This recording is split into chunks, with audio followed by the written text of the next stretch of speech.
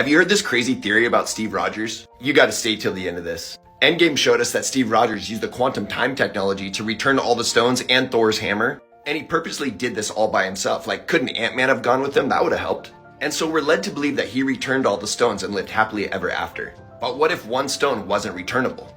What if he couldn't return the Soul Stone? It's already known that the deaths that happen because of the Soul Stone at Vormir cannot be reversed. And the Russo brothers did say that Cap did meet Red Skull, but they don't say what happened. So here's the big theory. Steve shows up with the Soul Stone and Red Skull's like, dude, you can't return this. Those lives are now in the Soul Realm. This is the one stone that doesn't need to be returned, and it can't. So Steve had to keep the Soul Stone that whole time. Steve Rogers became the new protector of the Soul Stone forever. And it explains what Steve was doing that whole time. He was the protector of the Soul Stone. It's part of the reason he tells Sam it was beautiful. This was his new mission, his new way to guard the world.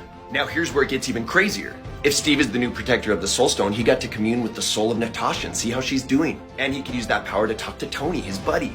He's the protector of the Soul Stone. He can connect to that realm. And he even talked to the Thanos who dwells in the Soul Realm. But this is the best part of the theory. Marvel has already announced the Secret Wars, and we're going to see the biggest group of characters ever on screen in the MCU. And this is how we get to see Steve again in this crazy story because he kept the Soul Stone. There will be a moment in this crazy battle where Steve and Tony are needed, and it's the Soul Stone that can bring them to see everybody else. This is all making sense.